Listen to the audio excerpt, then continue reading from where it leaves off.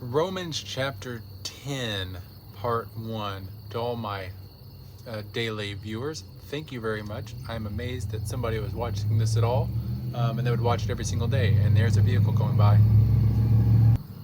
But if you do watch it every day, is all the bugs outside annoying? If so, I will find another spot.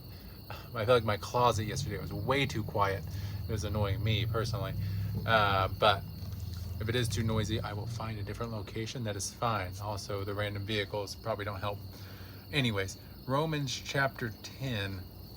Brethren, my heart's desire and my prayer to God for them is for their salvation.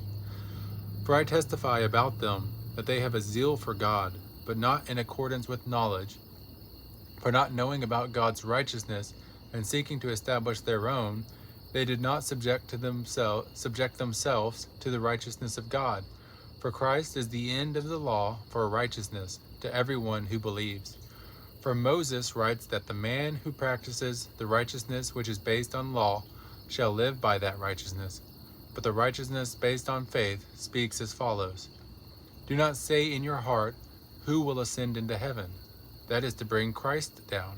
Or, who will descend into the abyss? That is to bring Christ up from the dead. But what does it say? The word is near you, in your mouth and in your heart. That is, the word of faith which we are preaching.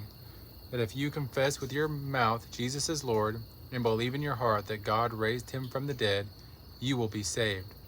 For with the heart a person believes, resulting in righteousness, and with the mouth he confesses, resulting in salvation. For the scripture says, whoever believes in him will not be disappointed.